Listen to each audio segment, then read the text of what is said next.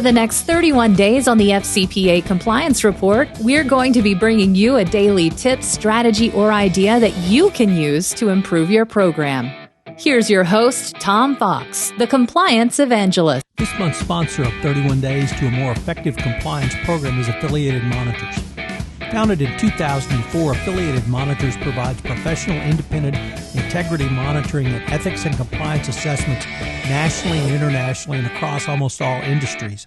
With its knowledge of effective ethics and compliance programs and cultures, Affiliated Monitors is respected for its work as the corporate monitor on matters ranging from multinational corporations to small and mid-sized companies and even individuals.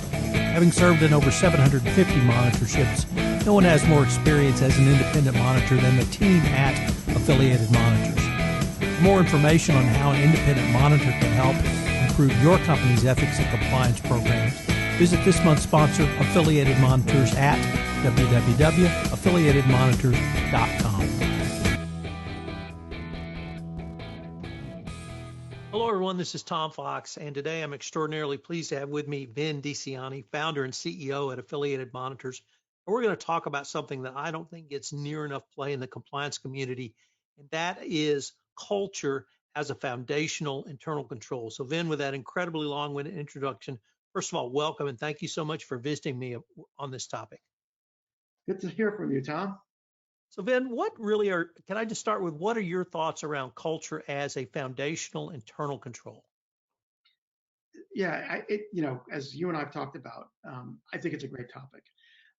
You think of decision making, you think of what's the driver of behavior in an organization, and it is sort of ethics, and it's the driver of ethical culture.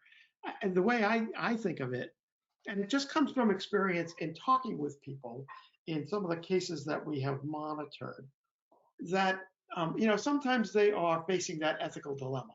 What do I do? I've got this in front of me and I've got to make a decision. And they'll say, oh, well, I'll go look at the compliance manual and see if it gives me anything. And I heard it in one particular case, but it sort of resounds, and that is the manual is not a Bible. It's not like do this, do that. The manual is a roadmap, right? It's a roadmap for direction. Like, what do you do when you are in these situations? So the way I'm looking at it is the driver is the culture and the ethical decision making that people make. They're the car, and they're looking at the roadmap of the manual. So when you get to the internal control that a company is looking at, it really comes from behavior and decision making, right? And so that can start as early as orientation. Maybe it's when recruiting occurs, because you're talking about the indoctrination into this culture. So that orientation process is getting people to drink the Kool-Aid of how we think and believe. But that's the way you control decision making. It starts early on, but it is the driver of behavior in an organization. So you're looking at it as a control, and I think it is a control, but it's not a control in the usual sense, like a third party practice and what have you. But again, I think it's such an important element that never gets talked about. It's foundational, Tom. And I've heard you give examples where you would go into a company, perhaps as a monitor, perhaps in a proactive approach to assess culture, and pretty quickly you could get a sense of what the culture of a company was. If a company wants to make that cultural shift to become more ethical and to have the types of values that you and I think drive ethics, how can they start that process? So, again, we always talk about it. It really emanates from the top, and it does. But I think more importantly, I think that's very important structurally. But the real issue is who they're hiring. Where have they been? Where do they come from? What's their backgrounds? What's their interest in ethical behavior? You and I've talked about this so many times. People like working for an ethical company, and people want to go into a company that is something that they feel good about. and they don't have to be living on, pins and needles or with anxiety because the company isn't an ethical company. That's again, that's foundational, and it starts when you hire people. Having that discussion in that, the interviews, that all important interview process about ethics and how they feel about ethical decision making, what a great way to start somebody coming into a company.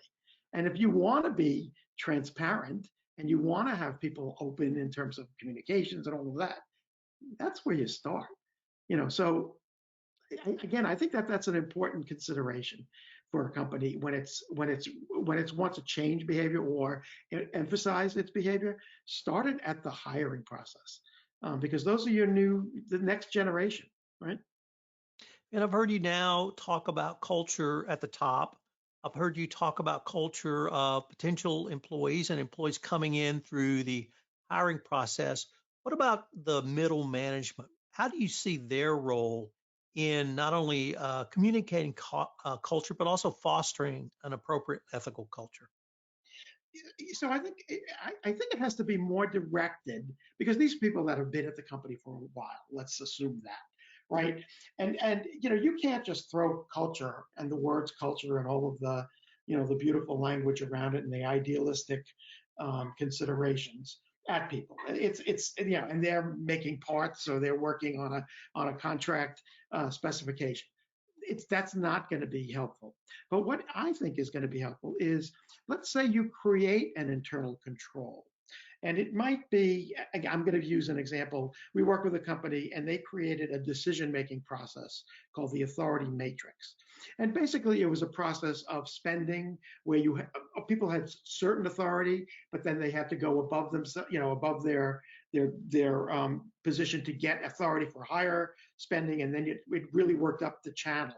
And that wasn't just for spending, but it was for these larger decision-making efforts.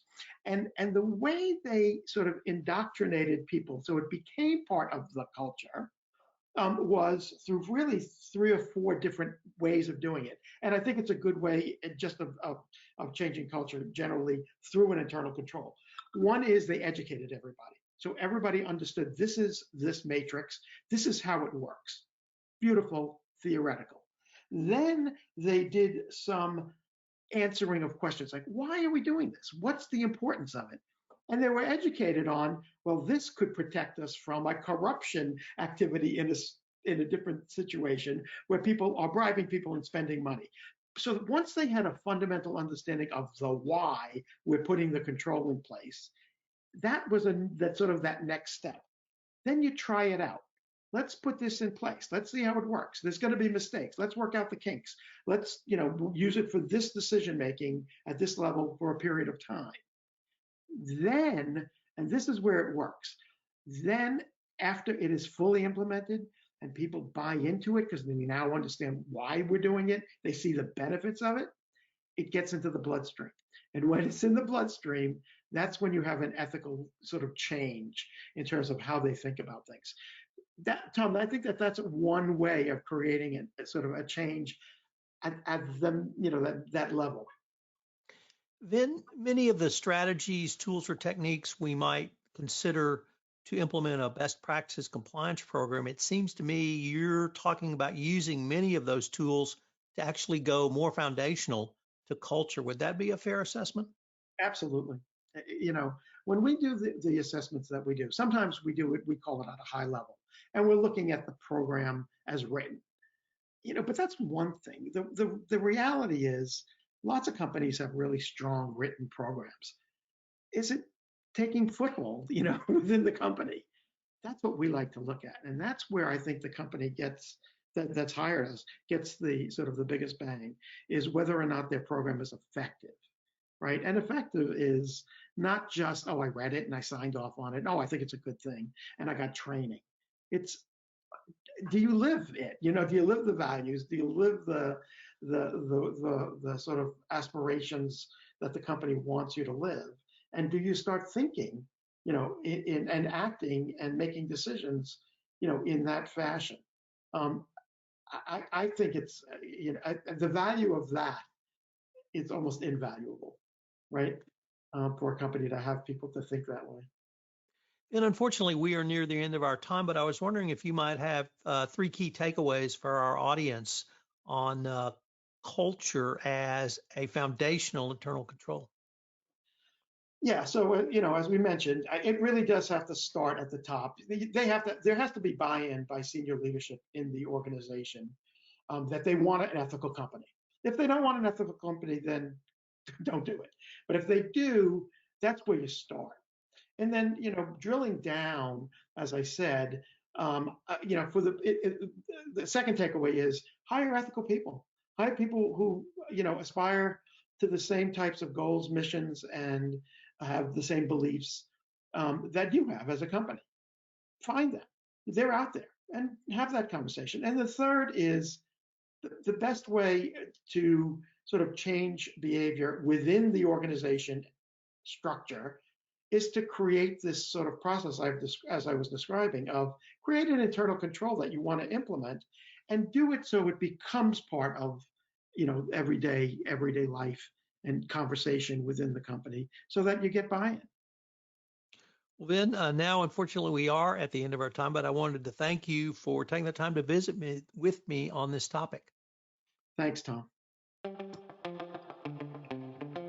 This is Tom Fox. Thank you very much for listening, and I hope you'll join us again tomorrow. Once again, thanks to our sponsor, Affiliated Monitors, for sponsoring this month's series. This production of 31 Days to a More Effective Compliance Program is a special production of the Compliance Podcast Network. I hope you will join me again tomorrow.